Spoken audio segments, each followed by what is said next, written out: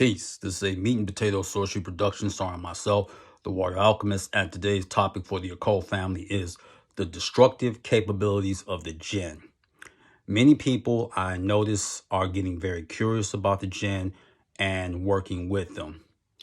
Let me say this about the Djinn. You can work with them. They are elementals or those who are comprised of the element of fire. But know this, if you work with them, they are very difficult to control. And I will illustrate some reasons why as to this. As you know, they are creations of fire, and they came before so-called human beings. And Iblis, who is one of the aspects of Satan or Shaitan or Samael, is their king or one of the Jinn kings.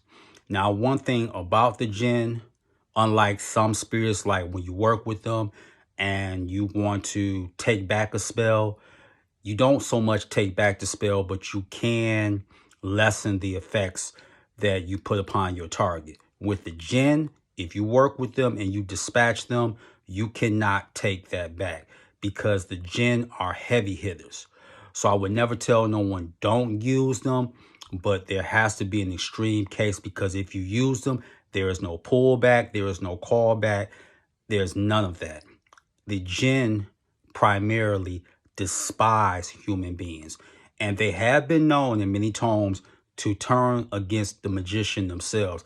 That's why you have to include a circle with a triangle, and who can make sure that they will do the job without hurting the sorcerer or the magician themselves is either the king of the Jinn that you're working with, because there's over 50 plus jinns, both with feminine and masculine energy.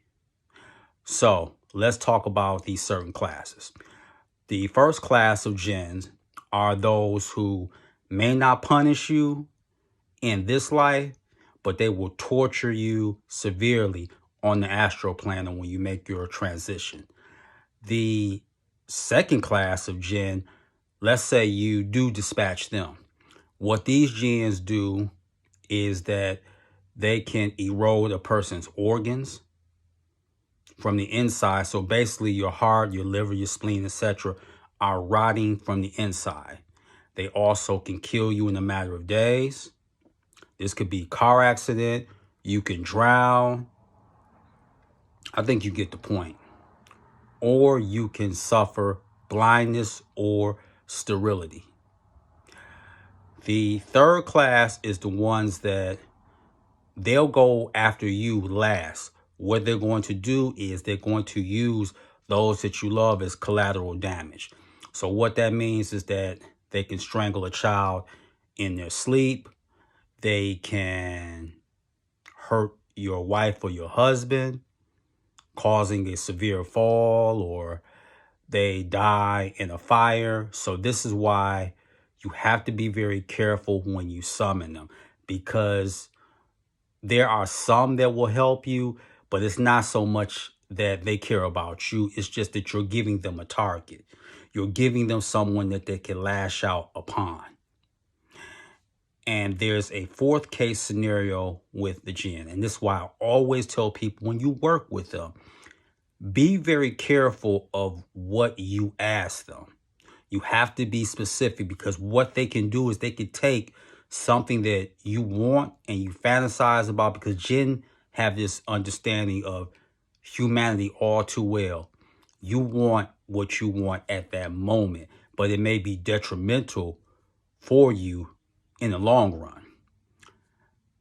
Case scenario. Let's say if you're idealistic and naive and you wish for world peace and for hunger to end.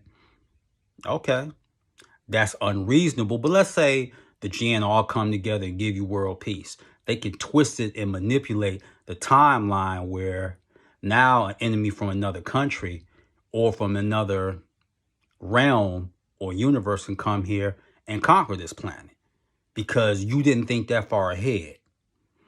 So there are ways to work with them. So you can use the Jinn Kings.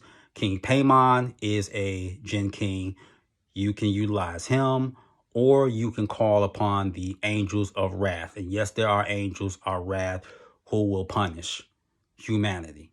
So everything is not just about calling Michael or Gabriel, etc. There are some angels who will serve as a vanguard amongst the celestial hierarchy. So when working with the Djinn, be very careful, because these are things that can happen.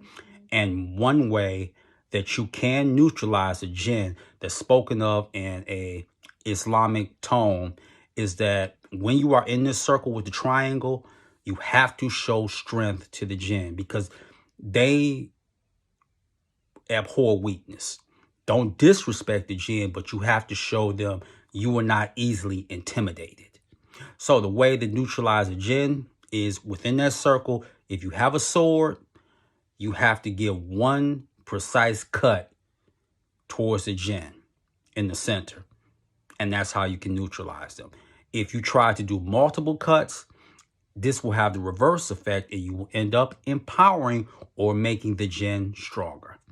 So those are the destructive capabilities of the Djinn. So with that, that is your meat and potato sorcery for the day. I am the Warrior Alchemist. Be water, my friends. Peace.